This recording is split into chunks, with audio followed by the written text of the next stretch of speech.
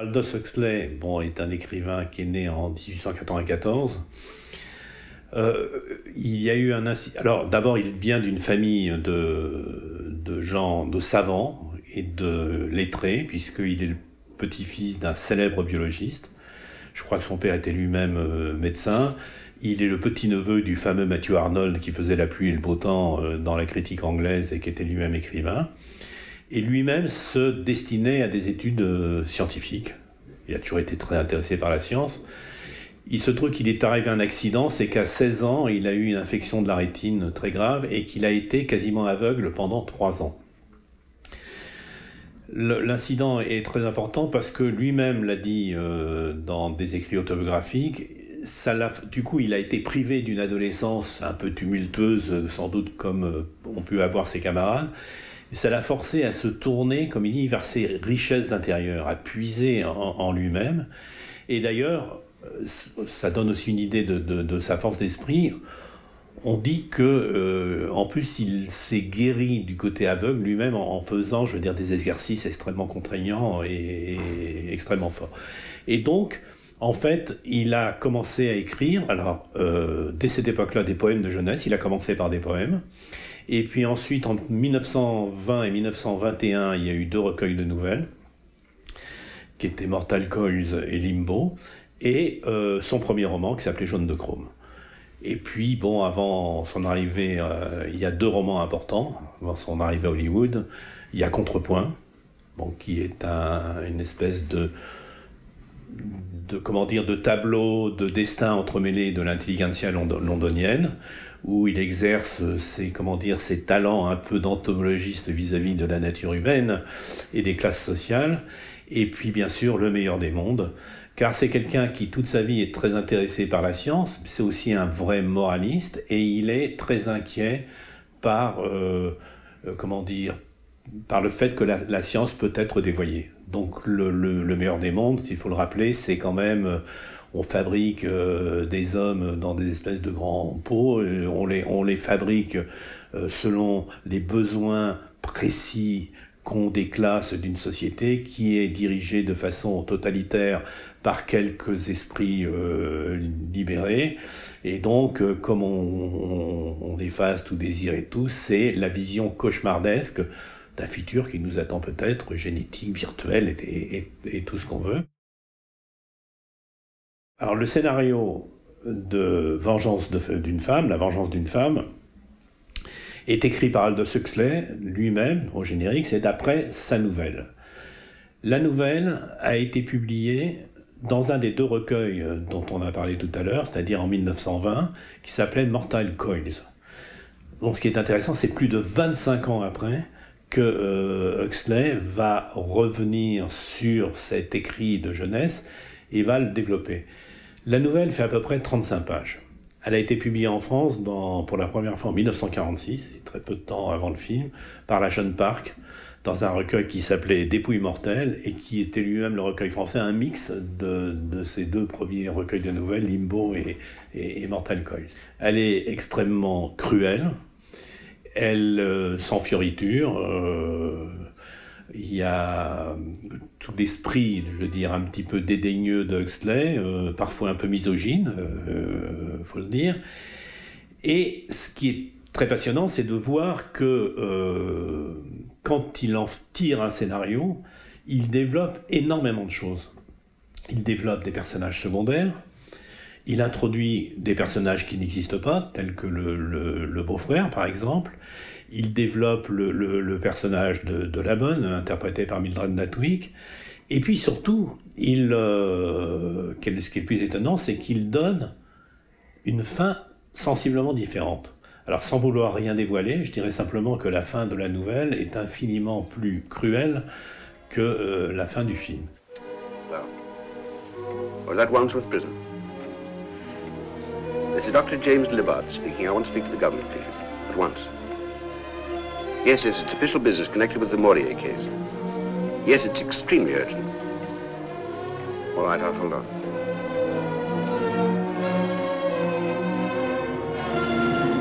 Et il introduit, il tire son récit, qui était très factuel, enfin en 35 pages, qui était vraiment une analyse de caractère assez glaçante de cette femme jalouse. Et il introduit quelque chose qu'il a sans doute appris à Hollywood, c'est-à-dire qu'il joue un peu avec le genre policier et suspense. D'ailleurs, dans l'Institut américain, je parle du cinéma, le film il est classé dans la catégorie noir suspense. Il n'est pas classé comme un film, un drame psychologique. Et alors, ce que je trouve très très intéressant, c'est que donc le film en France, il n'est présenté que assez tard. Après, il est présenté en août 1949.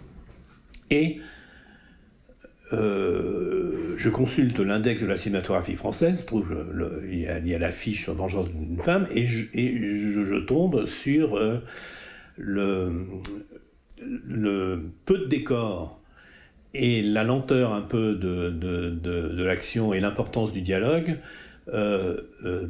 dénoncent, l'origine théâtrale du projet.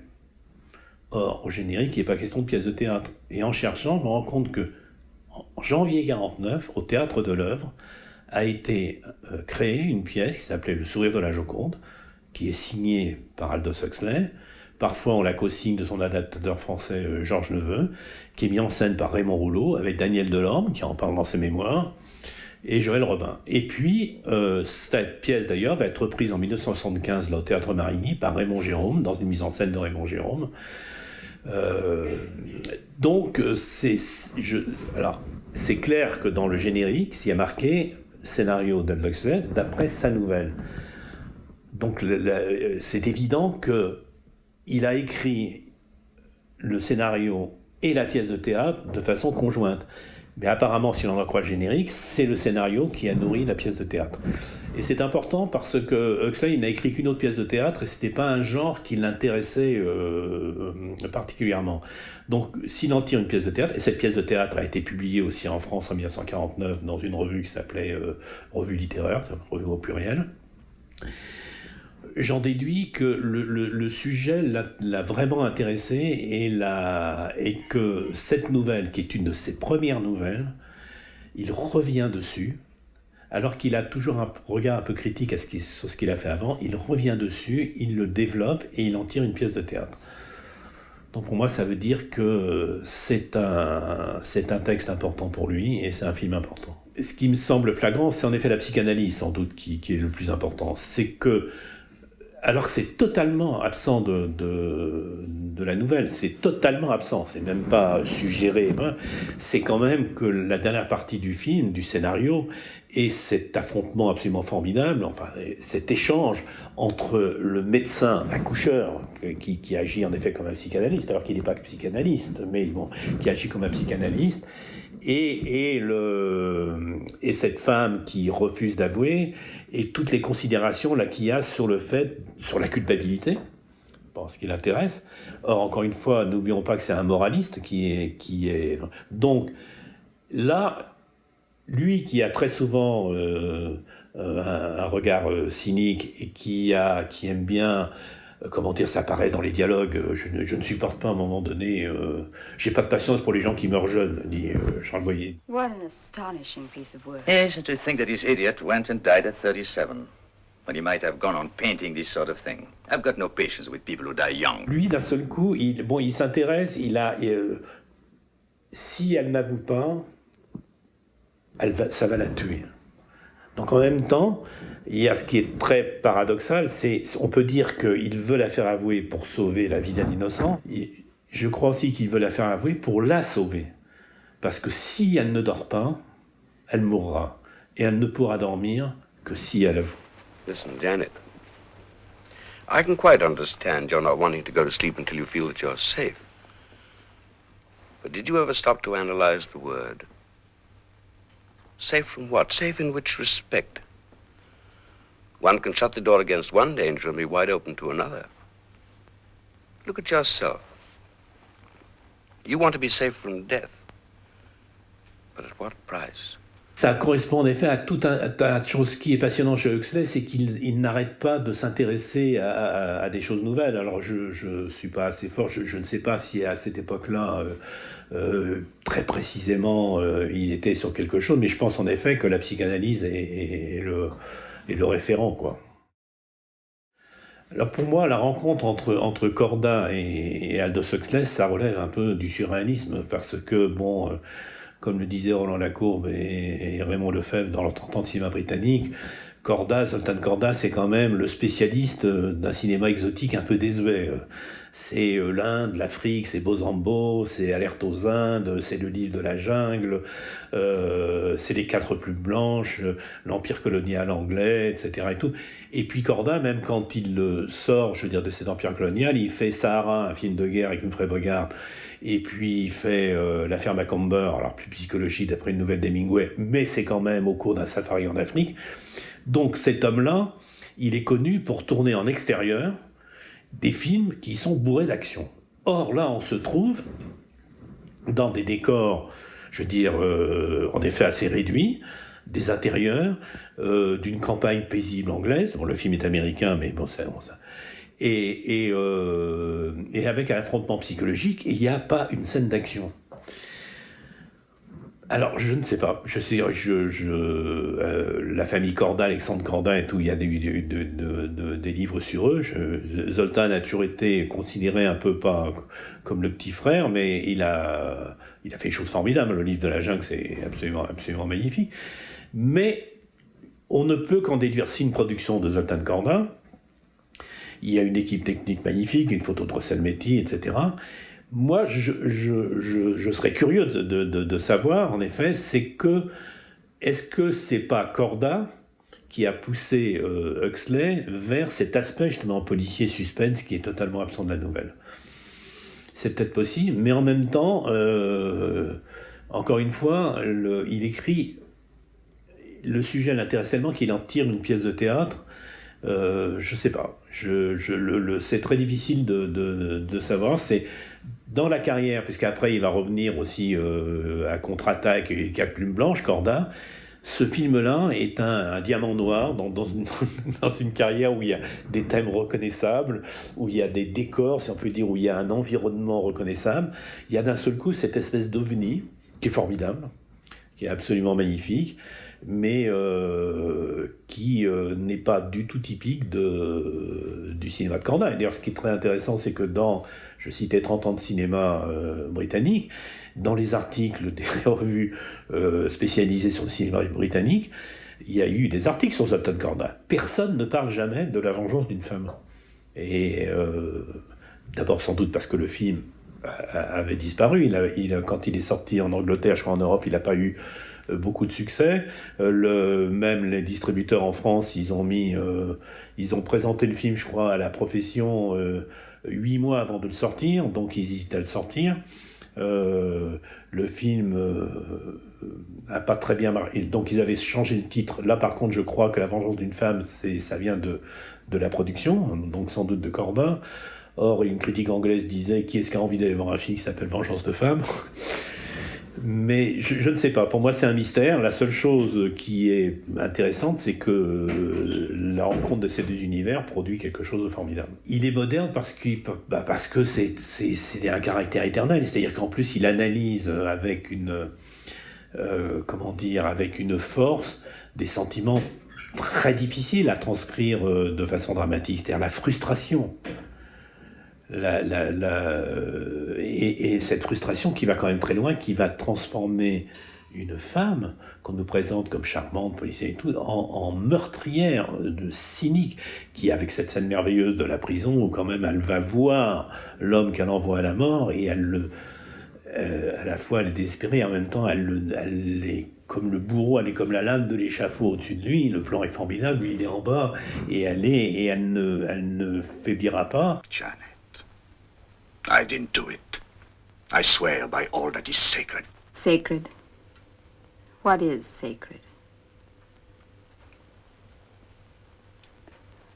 Do you remember that night? That night when there was a thunderstorm. You talked about Benjamin Franklin, sending up his little kite to attract the lightning. A sort of scientific, practical joke. Well, sometimes the joke comes off. Sometimes the lightning comes down the string and then, well, people get killed. Et c'est un film qui frappe encore aujourd'hui, en effet, par la force et la violence de ses sentiments, et qui n'était pas si fréquent à l'époque. Et alors, en plus, que je trouve que les dialogues sont brillants, ce qui est très intéressant, parce que ça va nous amener, je veux dire, vers la fin de la vie de Huxley, et le fait que, vers la fin de sa vie, il se tourne vers le spirituel, de plus en plus, c'est que ce qui est très très beau dans le film et très étonnant, c'est d'un seul coup l'espèce de paix, on pourrait dire zen, qu'a le condamné à mort et qui pardonne. Donc il y a tout ça, c'est un film qui brasse énormément de thèmes. Alors justement, c'est là où c'est beaucoup plus riche, à mon avis, que la nouvelle. La nouvelle, c'est l'histoire en effet d'une vengeance impitoyable. Et à partir de ce thème, il développe énormément de choses qui sont, alors, en effet, le pardon et la quête spirituelle. Et c'est vrai que c'est un homme, c'est pour ça qu'il est extrêmement moderne. Death. You know, if you accept it, it's all right. But if you refuse to accept it, then you go mad. But I can't accept it, I can't. Shall I tell you what was hardest? Accepting the fact that I shouldn't ever see you again. I wish I were dead. I wish I'd never been born. There's nothing to do with one's wishes. After all, we did not ask to be born, but we've got to put up with life. Even if we don't like it, even if we can't understand it. And mind you, we can never understand it while we are actually living it. Life has to be lived forward, but it can only be understood backwards. So, there it is. That's what I suddenly understood. Il y a une scène absolument extraordinaire qui est la scène où Jessica Tandy lui avoue son amour avec l'orage qui est dehors. Ça, c'est dans la nouvelle, par contre. Je veux dire, ce qui est très, très intéressant, c'est que dans cette nouvelle assez courte, le décor est planté et il a aussi cette idée absolument formidable, c'est de figurer, j'allais dire, par le déchaînement des éléments extérieurs, le déchaînement des sentiments de la femme. Henry, we're free now. We needn't pretend any longer. I don't quite understand. I've tried to hide it. But you must always have known, just as I've always known about you. About me? Of course. I knew what you felt. And I knew you'd never admit it out of a sense of honor and duty. I respected you for that, even though I suffered from it. We don't have to think of anyone but ourselves now. Janet, really, you don't understand. We can't. Non seulement elle est vexée, elle est blessée parce qu'elle est amoureuse de lui, elle dit mais vous n'avez pas été heureux, mais en même temps on sent bien que dans sa haine il y a une frustration sexuelle terrible parce que il a épousé une jeune femme dont il est dit très clairement qu'est-ce qu'il croit, parce qu'alors elle est mignonne, elle a une chair, elle est sensuelle, donc tout ça c'est des thèmes qui étaient quand même assez modernes. Le nom de Huxley dans la carrière cinématographique, il vient évidemment pour un film important, qui est Les Diables de Ken Russell, parce que Ken Russell s'est inspiré à la fois d'une pièce de théâtre, mais d'un texte d'une étude, justement, de Huxley, qui s'appelait Les Diables de Loudun. Les Diables de Loudun, ça arrive à un moment donné où, de plus en plus, il est effondré par le monde qui l'entoure. Il dit lui-même, j'avais prédit un futur terrible dans le meilleur des mondes et dans temps futur, mais finalement la réalité est encore plus affligeante que ce que j'avais prévu et plus grande. Donc il va entreprendre une série de voyages et il va se tourner vers le mysticisme oriental. Il va et du coup comment dire, je pense que dans Les Diables de Loudun, ça fait partie d'une étape où d'un seul coup il se pose des questions sur la religion, mais également sur le dévoiement d'une certaine religion, d'un certain fanatisme, parce qu'il y a toujours ça chez Huxley, c'est que c'est quelqu'un qui scrute le monde, qui le regarde attentivement et qui voit toujours ce qui cloche, ce qui ne va pas. Et c'est pourtant un livre un peu à ses débuts. Moi, il y a comment dire, un titre de lui qui résume pour moi son attitude. Il a écrit un livre qui s'appelle Le Tour du monde d'un sceptique. Et oui, il s'intéresse au monde entier et il le regarde avec scepticisme.